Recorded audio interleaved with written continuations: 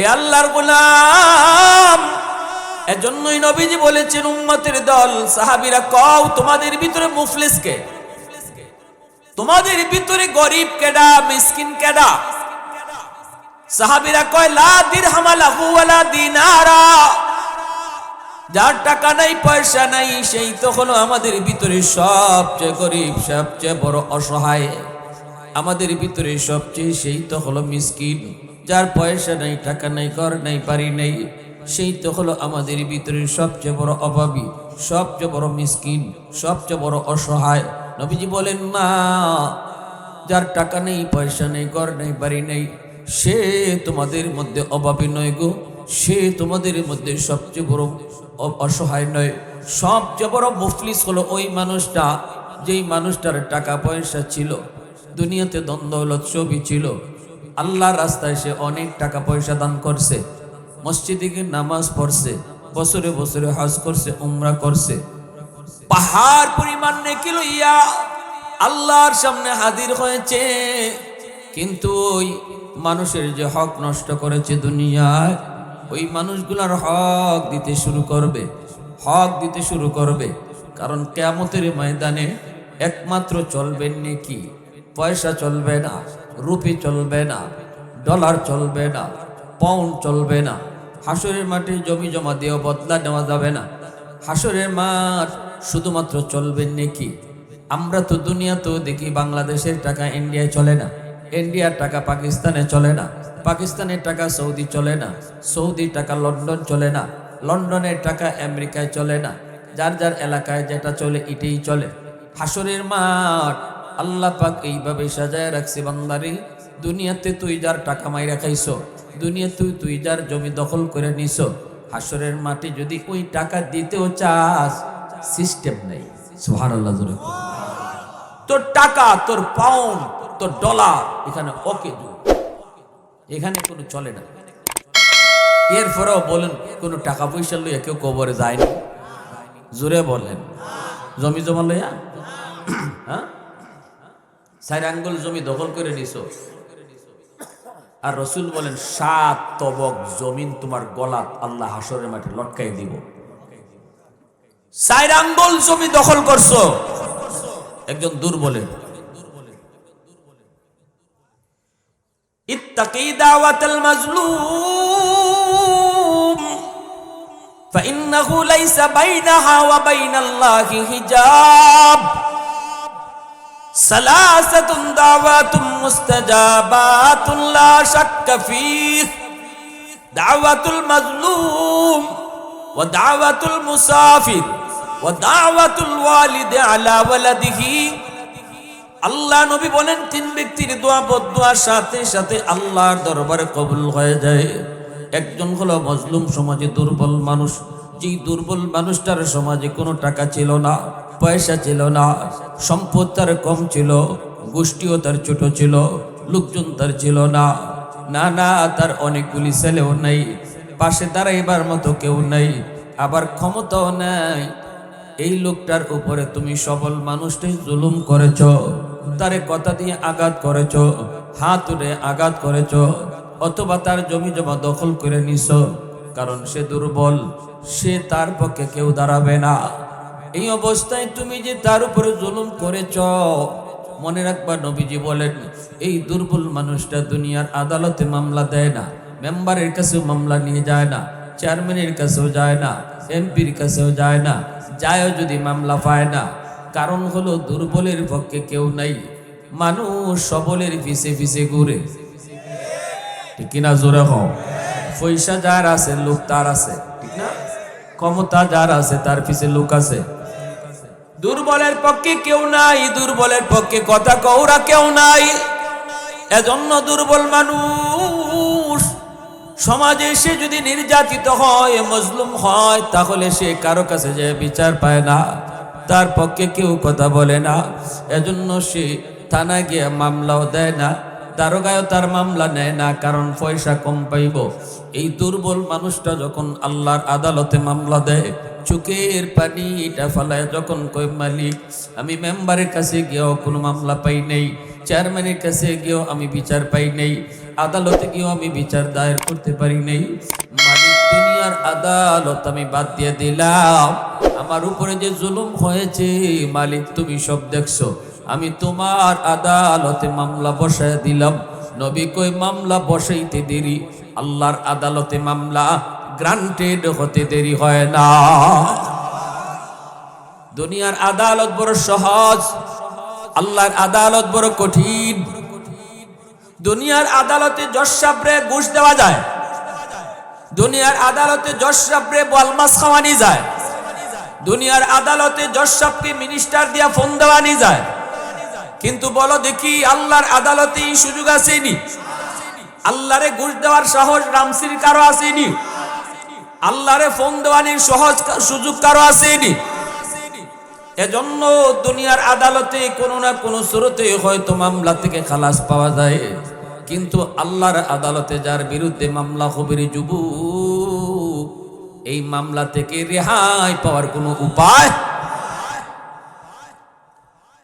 দুর্বলে যখন মামলা বসাই দিব, আল্লাহ কইব বান্দা তোর জীবনের নামাজ, তোর জীবনের রোজা, তোর জীবনের হজ, তোর জীবনের লক্ষ লক্ষ টাকা দান সৎকার লইয়া তুই জান্নাতে একটু পরে যা, আগে তোর বিরুদ্ধে মামলা আছে একটু মামলা দেখ গেল।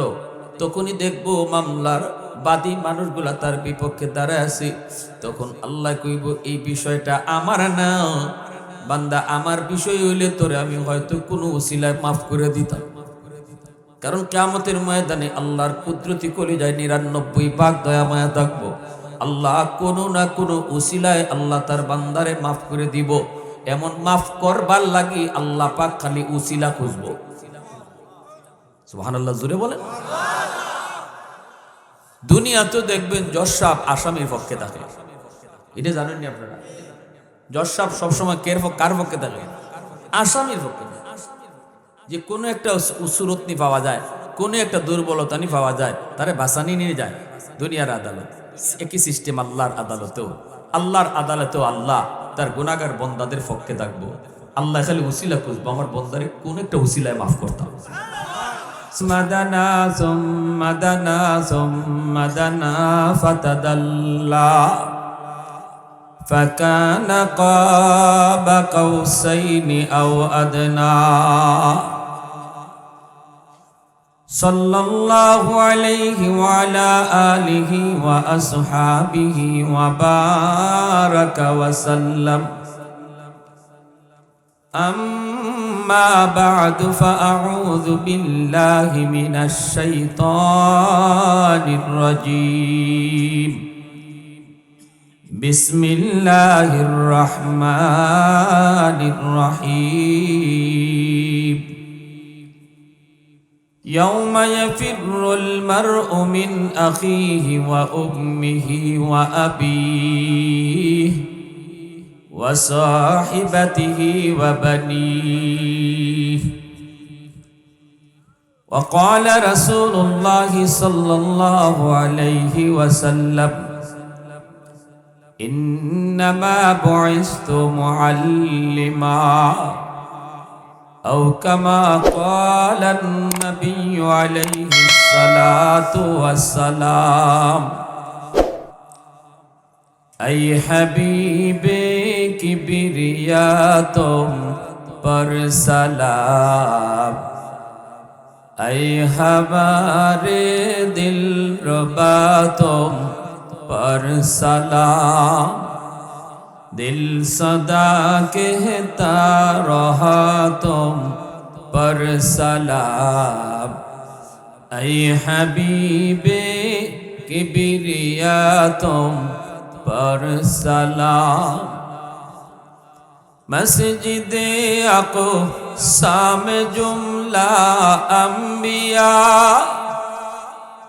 मस्जिदे अक़सा में जुमला अंबिया मुक़्तदी थे और विहा तुम मुक़्तदा मुक़्तदी थे और विहा तुम मुक़्तदा ऐ हबीबे किबरिया तुम पर सलाम दिल सदा कहता रहा तुम पर सलाम। मोहब्बतेर साथे जबान खुले अल्प समय जिकिर करी ला इलाहा इल्लाल्लाह। सबाई ला इलाहा इल्लाल्लाह ला इलाहा इल्लाल्लाह।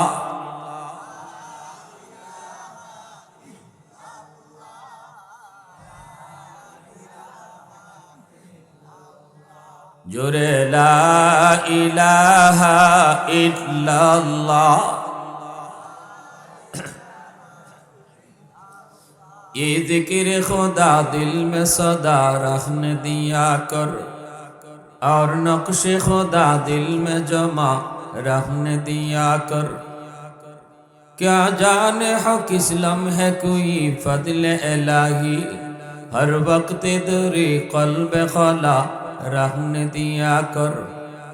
मुर्शिद की नजर गज़ बसर से न होती है क्या खुश नजरी खुश नजरी खुश नजरी है क्या खुश नजरी खुश नजरी खुश नजरी है। दिल तूर की दिल जोर दिया सबका खुदा से क्या दिल शिकानी दिल शिकानी है क्या दिल शिकानी दिल शिकानी है। ला इलाहा इल्लल्लाह।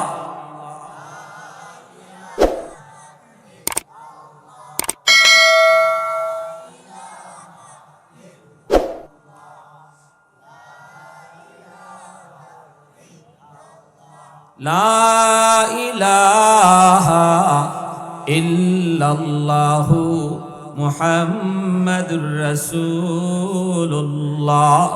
জোরে সুরে বলি সাল্লাল্লাহু আলাইহি ওয়াসাল্লাম।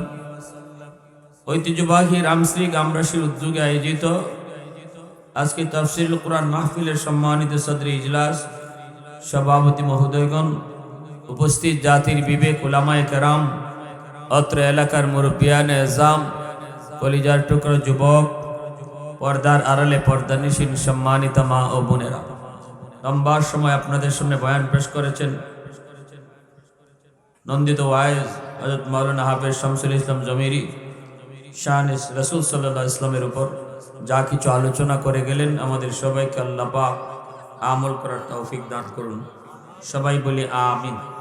মুআজ্জাজ হাজিরিন, হক দুই প্রকার, একটা হলো আল্লাহর হক আর একটা হলো বান্দার হক। একটা আল্লাহর হক, এটারে হকুল্লাহ কয়, আর বান্দার হক যেটা এটারে হকুল ইবাদ কয়। আল্লাহর হক আর বান্দার হক, এই দুটা হকের মধ্যে বেশি খতরনাক, বড় ভয়ঙ্কর, বড় জটিল হলো বান্দার হক। আল্লাহর হক যদি কেউ নষ্ট করে, আল্লাহ চাইলে তারা দয়া করে মাফ করে দিতে পারে। এক ওয়াক্ত নামাজ কাজা হইছে, আল্লাহ চাইলে তারা মাফ করে দিতে পারে, এটা আল্লাহর দয়া। হাসরের মাঠে বহু উসিলায় আল্লাহ তার বহু বান্দা বান্দিরে মাফ করে দিবে। যেমন এই মাহফিলে বসার উসিলায় বহু মানুষ আল্লাহ মাফ দিব। মাহফিলও বইছিল, নিয়ত ছিল আল্লাহরে খুশি করা। হাদিস শরীফে রাসূল বলেন, মাহফিল শেষ হয়, রহমতের ফেরেশতারাও যায়, যারা এতক্ষণ পর্যন্ত এই মাহফিলের পাহারাদারি করছে। আল্লাহ তাদেরকে জিজ্ঞেস করে, কোথায় ছিলাম? আল্লাহ ওই যে দুনিয়ার অমুক জায়গায়, মনে করেন রামশ্রী, এই মাহফিলের কথাই কইব ফেরেশতারা যে আমরা এই মাহফিলের চতুর্দিকে পাহারাদার ছিলাম, তোমার বান্দারা বাড়িতে গেছে মাহফিল শেষ করিয়া, আমরাও আইছি আমাদের বাড়িতে। আল্লাহ তখন বলবেন, আমার বান্দাদেরকে এই শীতের মাঝে বইয়া বইয়া কি চাইতে শুনছো, কেনই কষ্ট করছে, কি উদ্দেশ্যে গেছিল? ফেরেশতারা বলবে মালিক, যদ্দূর দেখলাম যদ্দূর বুঝলাম ওরা সবাই তোমার কাছে জান্নাত চায়, জাহান্নাম থেকে বাঁচতে চায়। আল্লাহ পাক তখন বলবেন তারা কি জান্নাত দেখছেনি?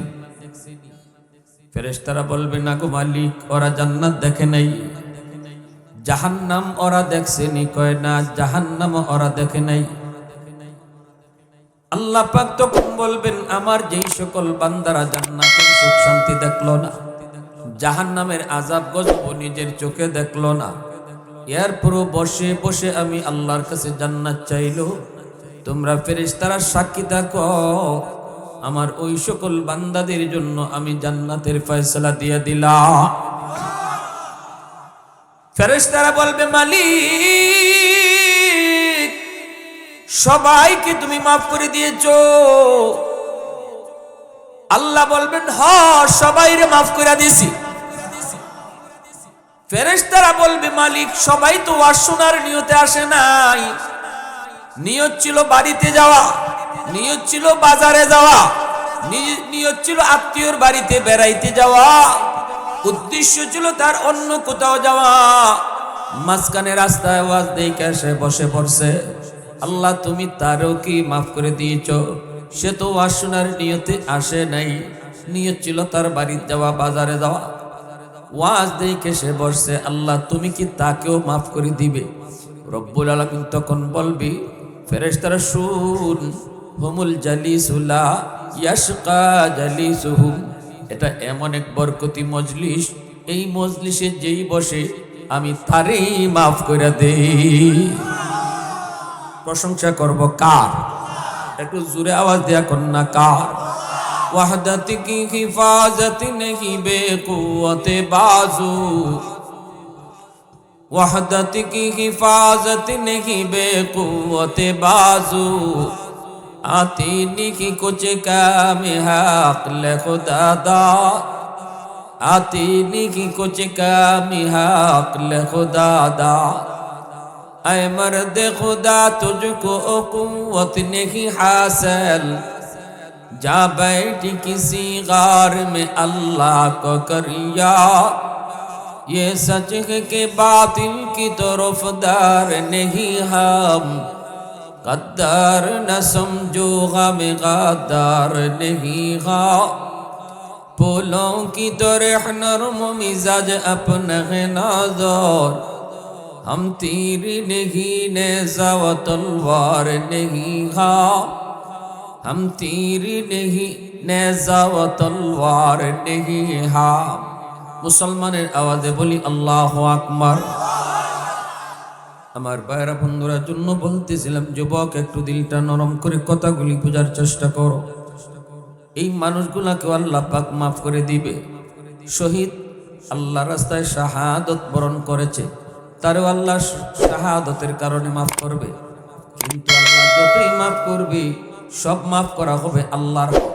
কিন্তু যদি মানুষকে কোনো কষ্ট দিয়ে থাকো, কোনো মানুষের হক তুমি নষ্ট করে থাকো, কোনো মানুষকে অন্যায়ভাবে তুমি জুলুম করে থাকো, মনে রাখবা এই বিষয়টা আল্লাহ কখনো মাফ দিবেন না।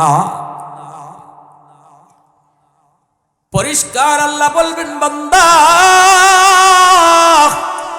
আমি ব্যাপারে কিছু জানি না, এই বিষয়টা আমার অমুক বান্দার সাথে জড়িত।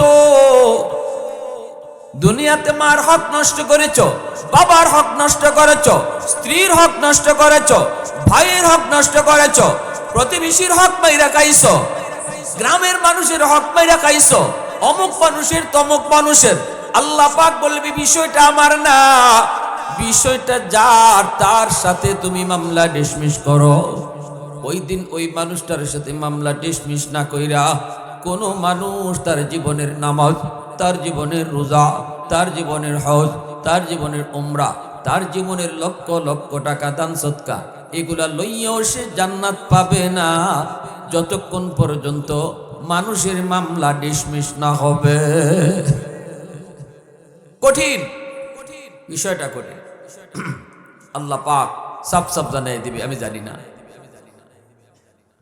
এ আল্লাহর গোলাম এজন্যই নবীজি বলেছেন উম্মতের দল সাহাবীরা কও তোমাদের ভিতরে মুফলিস কে, তোমাদের ভিতরে গরিব কেডা, মিসকিন কেডা? সাহাবীরা কয় লা দিরহাম লাহু ওয়ালা দিনারা, যার টাকা নাই পয়সা নাই সেই তো হলো আমাদের ভিতরে সবচেয়ে গরিব, সবচেয়ে বড় অসহায়। আমাদের ভিতরে সবচেয়ে সেই তো হলো মিসকিন, যার পয়সা নাই, টাকা নাই, ঘর নাই, বাড়ি নাই, সেই তো হলো আমাদের ভিতরে সবচেয়ে বড় অভাবী, সবচেয়ে বড় মিসকিন, সবচেয়ে বড় অসহায়। নবীজি বলেন না, যার টাকা নেই, পয়সা নেই, ঘর নেই, বাড়ি নেই, সে তোমাদের মধ্যে অভাবী নয় গো, সে তোমাদের মধ্যে সবচেয়ে বড় অসহায় নয়। সবচেয়ে বড় মুফলিস হলো ওই মানুষটা, যেই মানুষটার টাকা পয়সা ছিল, দুনিয়াতে দ্বন্দ্ব দৌলত সবই ছিল, আল্লাহর রাস্তায় সে অনেক টাকা পয়সা দান করছে, মসজিদে গিয়ে নামাজ পড়ছে, বছরে বছরে হজ করছে, উমরা করছে, পাহাড় পরিমাণ নেকি লইয়া আল্লাহর সামনে হাজির হয়েছে। কিন্তু ওই মানুষের যে হক নষ্ট করেছে দুনিয়ায়, ওই মানুষগুলার হক দিতে শুরু করবে, হক দিতে শুরু করবে। কারণ কিয়ামতের ময়দানে একমাত্র চলবে নেকি, পয়সা চলবে না, রুপি চলবে না, ডলার চলবে না, পাউন্ড চলবে না। হাসরের মাঠে জমি জমা দিয়েও বদলা নেওয়া যাবে না। হাসরের মাঠ শুধুমাত্র চলবে নেকি। আমরা তো দুনিয়াতেও দেখি বাংলাদেশের টাকা ইন্ডিয়ায় চলে না, ইন্ডিয়ার টাকা পাকিস্তানে চলে না, পাকিস্তানের টাকা সৌদি চলে না, সৌদির টাকা লন্ডন চলে না, লন্ডনের টাকা আমেরিকায় চলে না। যার যার এলাকায় যেটা চলে এটাই চলে। হাসরের মাঠ আল্লাহ পাক এইভাবে সাজায় রাখছে, বান্দারে দুনিয়াতে তুই যার টাকা মাইরা খাইছো, দুনিয়াতে তুই যার জমি দখল করে নিছো, হাসরের মাঠে যদি ওই টাকা দিতেও চাস, সিস্টেম নেই। সুবহানাল্লাহ জোরে। তোর টাকা, তোর পাউন্ড, তোর ডলার এখানে ওকে, এখানে কোনো চলে না।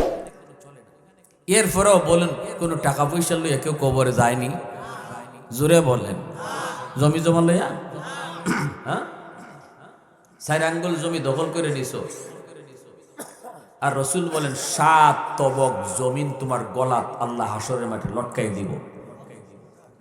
4 আঙ্গুল জমি দখল করছো একজন দুর্বলে। ইত্তাকি দাওয়াতাল মাজলুম ফাইন্নাহু লাইসা বাইনাহা ওয়া বাইনাল্লাহি হিজাব। সালাসাতুন দাওয়াতুম মুস্তাজাবাতুন লা শাক্কা ফীহ, দাওয়াতুল মাজলুম ওয়া দাওয়াতুল মুসাফির ওয়া দাওয়াতুল ওয়ালিদি আলা ওয়ালাদিহি। আল্লাহ নবী বলেন 3 ব্যক্তির দোয়া বদদোয়ার সাথে সাথে আল্লাহর দরবারে কবুল হয়ে যায়। একজন হলো মজলুম, সমাজে দুর্বল মানুষ, যেই দুর্বল মানুষটার সমাজে কোনো টাকা ছিল না, পয়সা ছিল না, সম্পদ তার কম ছিল, গোষ্ঠীও তার ছোট ছিল, লোকজন তার ছিল না, না না তার অনেকগুলি ছেলেও নাই, পাশে দাঁড়াইবার মতো কেউ নাই, আবার ক্ষমতাও নাই। এই লোকটার উপরে তুমি সবল মানুষটাই জুলুম করেছ, তারে কথা দিয়ে আঘাত করেছ, হাত উঠে আঘাত করেছ, অথবা তার জমি জমা দখল করে নিছ। কারণ সে দুর্বল, সে তার পক্ষে কেউ দাঁড়াবে না। এই অবস্থায় তুমি যে তার উপরে জুলুম করেছ, মনে রাখবা নবীজি বলেন এই দুর্বল মানুষটা দুনিয়ার আদালতে মামলা দেয় না, মেম্বারের কাছেও মামলা নিয়ে যায় না, চেয়ারম্যানের কাছেও যায় না, এমপির কাছেও যায় না, যায়ও যদি মামলা পায় না। কারণ হলো দুর্বলের পক্ষে কেউ নাই, মানুষ সবলের পিছে পিছে ঘুরে, ঠিক কিনা? জোরে হও। পয়সা যার আছে লোক তার আছে, ঠিক না? ক্ষমতা যার আছে তার পিছে লোক আছে। দুর্বলের পক্ষে কেউ নাই, দুর্বলের পক্ষে কথা কওরা কেউ নাই। এজন্য দুর্বল মানুষ সমাজে সে যদি নির্যাতিত হয়, মজলুম হয়, তাহলে সে কারো কাছে যে বিচার পায় না, তার পক্ষে কেউ কথা বলে না। এজন্য সে থানায় গিয়ে মামলাও দেয় না, দারোগায়ও তার মামলা নেয় না, কারণ পয়সা কম পাইব। এই দুর্বল মানুষটা যখন আল্লাহর আদালতে মামলা দেয়, চোখের পানিটা ফালায় যখন কই মালিক আমি মেম্বারের কাছে গিয়েও কোনো মামলা পাই নাই, চেয়ারম্যানের কাছে গিয়েও আমি বিচার পাই নাই, আদালতে গিয়েও আমি বিচার দায়ের করতে পারি নাই। মালিক, দুনিয়ার আদালত আমি বাদ দিয়ে দিলাম, আমার উপরে যে জুলুম হয়েছে মালিক তুমি সব দেখছো, আমি তোমার আদালতে মামলা বসায় দিলাম। নবী কই মামলা বসাইতে দেরি, আল্লাহর আদালতে মামলা গ্রান্টেড হতে দেরি হয় না। দুনিয়ার আদালত বড় সহজ, আল্লাহর আদালত বড় কঠিন। দুনিয়ার আদালতে জজ সাহেবরে ঘুষ দেওয়া যায়, দুনিয়ার আদালতে জজ সাহেবরে বলমাস খাওয়ানি যায়, দুনিয়ার আদালতে জজ সাহেবকে মিনিস্টার দিয়া ফোন দেওয়ানি যায়। কিন্তু বলো দেখি আল্লাহর আদালতে এই সুযোগ আসেনি? আল্লাহরে ঘুষ দেওয়ার সাহস রামসির কারো আসেনি? আল্লাহরে ফোন দেওয়ানির সহজ সুযোগ কারো আসেনি? এজন্য দুনিয়ার আদালতে কোনো না কোনো সুরতে হয়তো মামলা থেকে খালাস পাওয়া যায়, কিন্তু আল্লাহর আদালতে যার বিরুদ্ধে মামলা হবে রে যুবক, এই মামলা থেকে রেহাই পাওয়ার কোনো উপায়। দুর্বলে যখন মামলা বসাই দিব, আল্লাহ কইব বান্দা তোর জীবনের নামাজ, তোর জীবনের রোজা, তোর জীবনের হজ, তোর জীবনের লক্ষ লক্ষ টাকা দান সৎকার লইয়া তুই জান্নাতে একটু পরে যা। আগে তোর বিরুদ্ধে মামলা আছে, একটু মামলা দেখ গেল, তখনই দেখবো মামলার বাদী মানুষগুলা তার বিপক্ষে দাঁড়ায় আছে। তখন আল্লাহ কইব এই বিষয়টা আমার না বান্দা, আমার বিষয় হইলে তোরে আমি হয়তো কোনো উসিলায় মাফ করে দিতাম। কারণ কিয়ামতের ময়দানে আল্লাহর কুদরতি কলিজায় ৯৯ ভাগ দয়া মায়া থাকবো। আল্লাহ কোনো না কোনো উসিলায় আল্লাহ তার বান্দারে মাফ করে দিব। এমন মাফ করবার লাগি আল্লাহ পাক খালি উসিলা খুঁজবো। সুবহানাল্লাহ, জোরে বলেন। দুনিয়াতে দেখবেন জজ সাহেব আসামির পক্ষে থাকে, এটা জানেননি আপনারা? জজ সাহেব সবসময় কার পক্ষে থাকে? আসামির পক্ষে। যে কোনো একটা সুরতনি পাওয়া যায়, কোনো একটা দুর্বলতানি পাওয়া যায়, তারে বাঁচানি নিয়ে যায় দুনিয়ার আদালত। একই সিস্টেম আল্লাহর আদালতেও। আল্লাহর আদালতেও আল্লাহ তার গুনাহগার বন্দাদের পক্ষে থাকবো। আল্লাহ খালি উসিলা খুঁজবো, আমার বন্দারে কোন একটা উসিলায় মাফ করতাম। সুবহানাল্লাহ। একটা উসিলার কথা কই, মনোযোগ আছে আপনাদের? আল্লাহ হাশরের ময়দানে ইমাম গাজ্জালি রহমতুল্লাহ আলাইহি তার দাকাইকুল আখবার নামক কিতাবের ভিতরে লিখছেন, একজন মানুষ আল্লাহ মাফ করতে চাইব কিন্তু উসিলা খুঁজতেছে। আল্লাহ উসিলা খুঁজতে গিয়ে কয় বান্দা বল, দুনিয়াতে কোনো আলিমের মজলিসে তুই বসছিলি নি? এই উসিলাটা যদি আমি আল্লাহ পাই আমি তোরে মাফ করে দিব। কইব না গো মালিক, মনে পড়ে না, রামশ্রী এলাকায় আমার বাড়ি ওয়াজ হইছে কিন্তু বইছি না। আল্লাহ তখনও রাগ করে না। সুবহানাল্লাহ। আল্লাহ তখনও রাগ করতেছে না এর উপর। আল্লাহ কইব বান্দা বল, কোন আলেমের সাথে জীবনে একদিন হইল খানা খাইছত নি? কইব না গো মালিক, মনে পড়ে না। তখন আল্লাহ রাগ করে না। আল্লাহ তখন কইব বল, এমন কোন ঘরে তুই থাকছো কিনা যেই ঘরে আগে কোন আলেম কোনদিন ছিল? এই উসিলা পাইল আমি তোরে মাফ করে দিব। তখনও কয় না গো মালিক, মনে পড়ে না। আল্লাহ পাক তখন কইব বান্দা বল, তোর কোন সন্তানের নাম কোন আলেমের নামে নাম রাখছো? এই উসিলাটাও যদি আমি আল্লাহ পাই, আজ আমি তোরে মাফ করার সিদ্ধান্ত নিয়ে নিব। তখনও কই না গো মালিক, এই কামটাও করছি না। নাম রাখছি নিজের মতো, নাম রাখছি গুগল দেখা, নাম দেখছি ইন্টারনেটে সার্চ দিয়া, আলেমের নামে নাম রাখছি না। আল্লাহ আমি ভুল করছি, পদে পদে ভুল করছি। এইবার আল্লাহ বলবো ফেরেশতারা ওরে জিগাও, দুনিয়াতে কোনো আলেমের সাথে ওর সম্পর্ক প্রমাণিত হয় নাই, কিন্তু জিগাও এমন কোনো বন্ধু তার ছিল কিনা যেই বন্ধু আলেমদেরকে ভালোবাসতো। ইনডাইরেক্ট। এবার আল্লাহ চলে গেছে ইনডাইরেক্ট। ডাইরেক্ট সম্পর্ক প্রমাণিত হইছে না, উলামায়ে কেরামের সাথে, দেখি একটু ঘুরায় নি সম্পর্ক প্রমাণিত হয়। আল্লাহ কয় ফেরেশতারা ওরে জিগাও তো দুনিয়াতে ওর এমন কোন একজন বন্ধু ছিল কিনা যেই বন্ধু মসজিদের ইমাম সাহেবরে ভালোবাসতো, মুয়াজ্জিন সাহেবরে ভালোবাসতো, এলাকার আলেমদের সাথে সম্পর্ক রাখতো, মাদ্রাসা ছাত্র উস্তাদের খোঁজখবর নিত। এরকম একটা ছেলের সাথে তার বন্ধুত্ব ছিল কিনা, যদি এতটুকু উসিলাও পাই আমি মাফ করে দিব। আল্লাহু আকবার। তখন কইব মালিক মনে পড়েছে, মনে পড়েছে দুনিয়াতে আমার একজন বন্ধু ছিল, আমার ওই বন্ধু উলামায়ে কেরামকে ভালোবাসতো, উলামায়ে কেরামকে মহব্বত করতো, ইমাম সাহেবরে বড় ভালোবাসতো, মুয়াজ্জিন সাহেবরে ভালোবাসতো, মাদ্রাসার ছাত্রদের খোঁজ খবর নিত। আমার আয়েশা মাঝে মাঝে গল্প শোনাইতো, আমার আয়েশা গল্প শোনাইতো, মাদ্রাসায় এই লাগবো ওই লাগবো, আমারে নিয়ে মানুষের বাড়িতে মাঝে মাঝে যাইতো। মনে পড়েছে দুনিয়াতে আমার একজন এমন বন্ধু ছিল। তখনই আল্লাহ পাক রব্বুল আলামিন কইব ফেরেশতারা আমার বান্দারে আর জাহান্নামে নেওয়া লাগবে না। সুবহানাল্লাহ। হুজুরে অনেকদিন পরে দেখছে, আলহামদুলিল্লাহ, সবাই কোন আলহামদুলিল্লাহ। তখন আল্লাহ কইব ফেরেশতারা আমার বান্দা আমার নবীর নায়েব উলামায়ে কেরামের সাথে তার সম্পর্কটা একটু গুরাইয়া প্রমাণিত হয়েছে, ডাইরেক্ট না।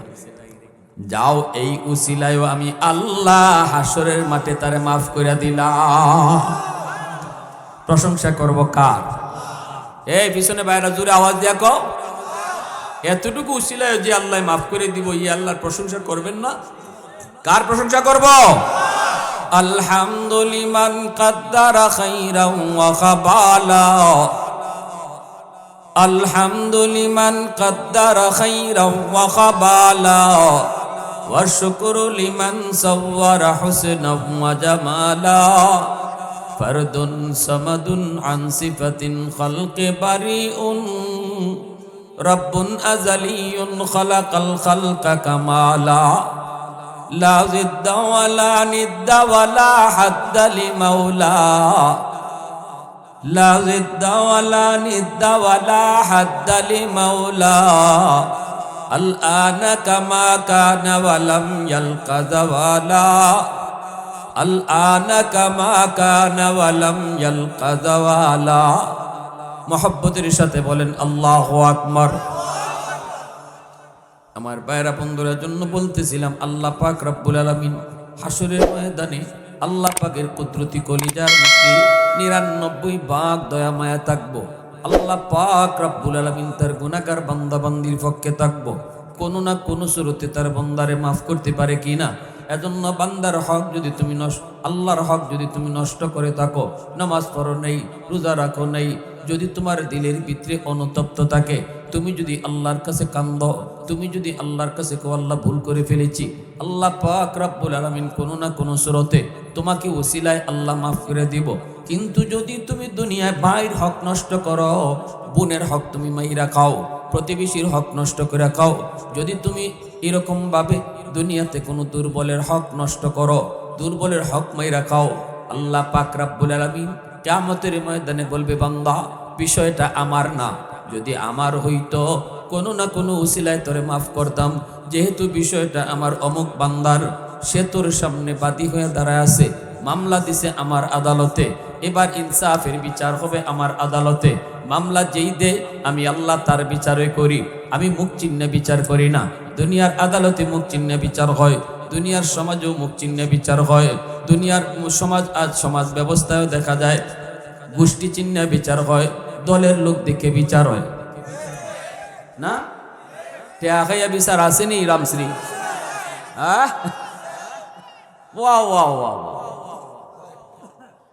বিচারের আগের দিন রাইতে কবিরাজি চলে, ঠিক না?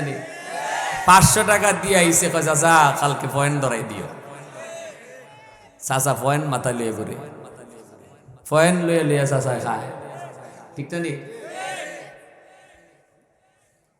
পরের দিন বিচারে বইয়া চাচায় তার উল্টা মাথে অন টেহা গেল কই 500, কেমনে কইতো মানুষের সামনে সরম, কয় চাচা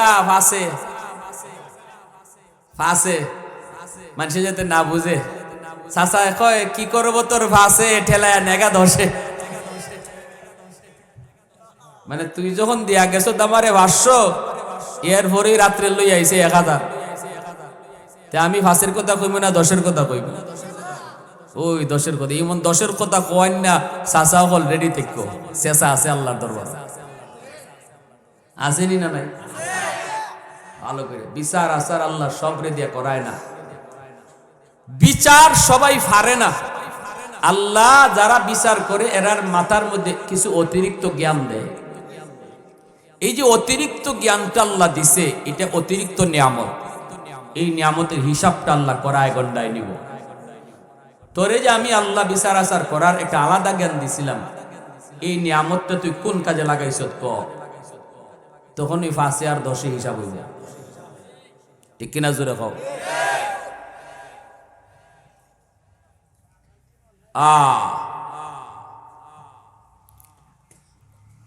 আমার রসুল রহমতের নবী ইনসাফ প্রতিষ্ঠা করার জন্য দুনিয়ায় ছিলেন। নবীজি আল্লাহ নবীর সামনে, নবীজির কাছে এক মহিলা চুরির অপরাধে ধরা পড়ছে। মহিলার বংশ হইল নবীর বংশ, কুরাইশ বংশ। এখন সাহাবায়ে কেরাম চিন্তায় পড়ছেন, চুরির অপরাধে যদি হাত কাটা হয় তাহলে আমার রসুলের বংশের ইজ্জত যায়। এখন এটারে কি করুন, একটু হালকা করা যায়নি? বিচারটা একটু হালকা করা যায় কিনা? সবাই একমত হইলেন, বিচারটা হালকা করা দরকার। কুরাইশ বংশ পৃথিবীর শ্রেষ্ঠ বংশ, ঠিক না? সম্মানী বংশ। এই বংশের ইজ্জত কেমনে রক্ষা করা যায়? মহিলার হাত না কাটিয়া যদি তার একটা আঙ্গুল কাটা যাইত তাহলে বিচারও রক্ষা হইতো, আবার বংশের ইজ্জতও থাকতো। তো এই কথাটা রসুলের কাছে পৌঁছাইব কেটায়? এই সাহস কারো নাই। সকলেই মত হইছেন যে রসুল এই কথাটা কওয়া দরকার, যে এই মহিলার বংশ কুরাইশ বংশ। নবী জানেন না, নবীরে জানানি দরকার। চুরি যে মহিলা ধরা পড়ছে, মহিলার বংশ নবীর বংশ, এটা রসুলের জানানি দরকার। কিন্তু জানাই তো কেটায়? এই সাহস কারো নাই। আবু বকর সিদ্দিক কয় ফাটাও, কিন্তু এটা লইয়া যাইতাম না। সাহাবীরা কুমর, রসুল তোমারে বড় মায়া করেন, তুমি একটু যাইবানি। উমর কয় আবু বকর যে কাম লইয়া যায় না, এটা তো আমি নাই।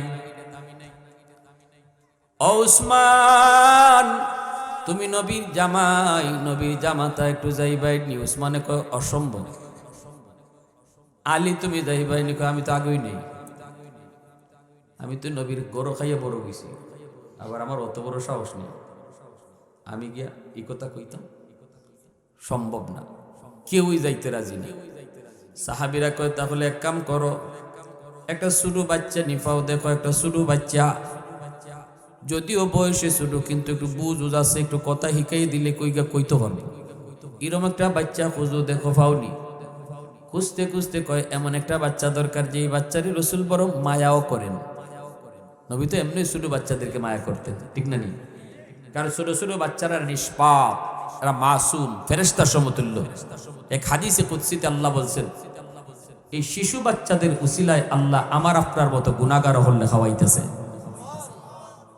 ঘরের শিশু বাচ্চাদের উসিলায় আল্লাহ এই ঘরের গুনাহগার বাপ মা ভাই বোন যারা নামাজ পড়ে না, হারাম পথে চলে, গুনাহ করতেছে, এরা রিজিক আল্লাহ বন্ধ করে দিত। কিন্তু ঘর দুইটা অবুঝ নিষ্পাপ শিশু বাচ্চা আছে, কি উসিলায় আল্লাহ রিজিক জারি রাখছে। এখন মাইরো বাচ্চা হলে যাবারও, যে বাচ্চাটার আমি মারি, বাচ্চার উসিলায় আমার মতো নাফরমানকে আল্লাহ খাওয়ায়, ঠিক কিনা জোরে খান? সাহাবায়ে কেরাম কই তাড়াতাড়ি খুঁজে বের করো। খুঁজে খুঁজে তারা বের করলো নবীর নাতি, নবীর নাতি, নবীর নাতি। কোন নাতি? কয় যায়েদ ইবনে হারেসার পুত্র, যার নাম হলো উসামা। নবীজির একজন পালক পুত্র ছিল যায়েদ ইবনে হারেসা, তার সন্তান হলো উসামা। ছোট্ট নাতি, দাদা নাতির মাঝে একটা মায়ার সম্পর্ক আসেনি না নাই? উসামাকে সবাই ডাক দেখো, উসামা আও, একটা কথা শিখাইয়া দিমু। আর ময়না ফাঁকির মতো মুখস্থ কইরা দাদার সামনে গিয়ে কইলি ভাই কোন কথা? কইবার দাদা, আজকে যেই মহিলাটা আপনার আদালতে চুরির অপরাধে ধরা খাইছে, তার বংশ কোনটা জানেননি গো? বংশ হলো আপনার বংশ, কুরাইশ বংশ। তারপরে তুমি কইবে দাদা এই বংশের ইজ্জত রক্ষার জন্য বিচার একটু হালকা করা যায়নি? দাদা গো, আমি শুধু মানুষ, আপনারা কই আপনা কাটটা আঙ্গুল কাটতে দিলাম, তাইলে বিচারও রক্ষা হয়, বংশের ইজ্জত থাকে। উসামারে শিখাই দিছি, উসামায় কয় আমারে যদি দাদা মারে তাহলে তোমরা কই থাকবা? তোমরা তো কেউ গেলায় না, মানে আমারে ফাটাইতেছ। তো সাহাবীরা কয় আমরা দাঁড়ই আছি, চিন্তা করো না। রসুলে তোমারে মারবার লইলি, আমরা দৌড় দিয়ে গিয়া মাঝখানে ফিরে কুম, ইয়া রাসূলুল্লাহ শুধু মানুষ বুঝছে না, মাফ করে দেব। ফাটাইবো হেরা ওই, আবার মাঝখানে গিয়া খামাইবো এরাও। আমরা দাঁড়ই আছি, তুমি টেনশন করো না, যাও। উসামারে ফাটাই দিছে। নবীজির কাছে উসামা এসে কয় দাদা, আইয়ো দাদা কইবার আগে এই ঘেঁষাঘেঁষি শুরু করছে, কুলো উঠে গালে গালে গাল লাগায়। শিশু বাচ্চা হতে দেখে আমার ছোট মেয়ে এটা আছে, কোনো কিছু চাইবার আগে দাঁড়ো আইয়া এমন ভাবে নাকে নাকে নাক লাগাইবো, হ্যাঁ, গালে গালে গাল লাগাইবো, ঘষাঘষি করবো। তে আমি ইরম করলে আমি বুঝালাই, আম্মু কিতা লাগবো তোমার কইল। এমনি আইসে দেখ কাবো আমি কোনটা চাইছি, কোন আমি তোমার এই ঘষাঘষিতে আমি বুঝতেছি তুমি কুস্তা চাইবা। ঠিক না রে? বাচ্চারাও বুঝে এটা, যে কুস্তা চাইবার আগে বাইল দেওয়ান লাগে, ঠিক না? চাইবার আগে বাইল দেওয়ান লাগে, বাইল দিলে চাওয়াটা মজবুত হয়। এটা আল্লাহ শিখাইছে যে চাইবার আগে প্রশংসা করো, প্রশংসা করবা তারপরে চাইবা। এটা আল্লাহ নিজেই শিখাই দিছে, আল্লাহ এটা পছন্দ করে। সুবহানাল্লাহ জোরে কর। পয়লা ছুটি আল্লাহ কয় না ইহদিনাস সিরাতাল মুস্তাকিম? পয়লা ছুটি আল্লাহ শিখাইছে না ইহদিনাস সিরাতাল মুস্তাকিম? প্রথম আল্লাহ শিখাইছে কও আলহামদুলিল্লাহি রাব্বিল আলামিন আর রহমানির রহিম মালিক ইয়াউমিদ্দিন। ওই খালি আল্লাহর প্রশংসা, আল্লাহর প্রশংসা, আল্লাহর গুণগান। এরপরে আল্লাহ কয় এখন কও কোন কিতা চাও? কয় ইহদিনাস সিরাতাল মুস্তাকিম, আমারে জান্নাতের পথ দেখাও। সুবহানাল্লাহ। দেখছেন নি?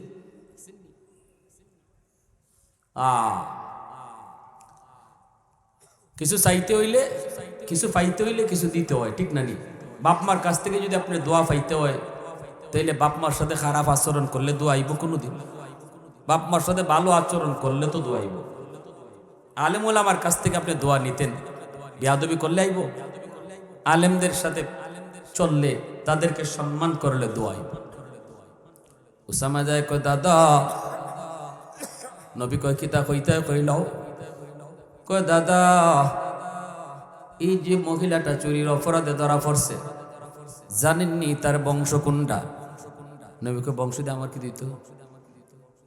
চুরির যে ধরা পড়ছে এ কোন বংশের? ছত্রী বংশের না সৈয়দ বংশের না হ্যাঁ লাট বংশের? এটা তো দেখার দরকার নেই। নবীর আদালতে বিচার ব্যবস্থা ছিল, অপরাধীর পরিচয় শুধু একটাই, সে অপরাধী। অপরাধীর পরিচয় কয়টা? জোরে বলেন। এ চেয়ারম্যানের ফুলা না মেম্বারের বাতিজা না এমপির হালা? এটা আল্লাহ রসুলের আদালতের বিবেচ্য বিষয় ছিল না। ইসলামী আদালতে এটা দেখা হয় না। সন্ত্রাসীর পরিচয় শুধু সে সন্ত্রাসী, চোরের পরিচয় সে চোর, ডাকাতের পরিচয় সে ডাকাত। সে কার বাতিজা কার ফুলা এটা তার পরিচয় না। আজকে আমাদের সমাজ ব্যবস্থায় যদি এই থিওরি মোতাবেক চলতো, তাহলে সমাজ এত নষ্ট হইতো না। আমাদের সমাজে তো চেয়ারম্যানের ফুলায় চুরি করলে তার লাগে বিচার এক জাতের, আর রিক্সাওয়ালার ফুলায় চুরি করলে তার বিচার আরেক জাতের, ঠিক না? গরিবরে দরো যাইতিয়া, আর চেয়ারম্যানের ফুলা হইলে বাদ দিলাম, এখানে মাতন যেত না। ছত্রী ফুলা হইলে মাতন যেত না। এটা ইসলামের রুল নয়। যার কারণে সমাজে এত বড় বৈষম্য সৃষ্টি হয়েছে, সমাজে অশান্তির সৃষ্টি হয়েছে। 16 বছর 17 বছর 18 বছর দেশ জ্বালায় গেছে শুধু এই কারণে, ঠিক কিনা? এই কারণে বিচার ব্যবস্থায় বৈষম্য। আমার নিজের দলের লোক হইলে তার বিচার এক জাত, আর সে যদি অন্য দলের হয়, সে যদি আর টুফিওয়ালা যদি হইতে তো আর ওইসে ওই কাম, ঠিক না? নেই টুফিওয়ালা যদি হইতে তো ওইসেই কাম। এরা দরো যাইতে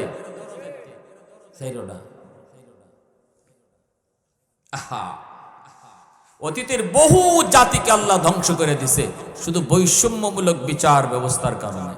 বহু জাতিকে জাতি আল্লাহ ধ্বংস করে দিয়েছে। আল্লাহ রসুল তার হাদিসে বলছেন, শুধু এই অপরাধটা আল্লাহ সইতে পারে না, আল্লাহ সইতে পারে না, দুই চোখ দিয়ে বিচার করা, এটা আল্লাহ সইতে পারে না, আল্লাহ বরদাস্ত করতে পারে না। এটা বিচার সবার জন্য সমান। অপরাধীর পরিচয় একটাই, সে অপরাধী, আর কোনো পরিচয় তার নেই। আল্লাহ নবী বলতেছে, উসামা কি কইতেছ একটু বুঝে কও। সবসময় আমি তোমার দাদা না, আমি জজ, বুঝে কও।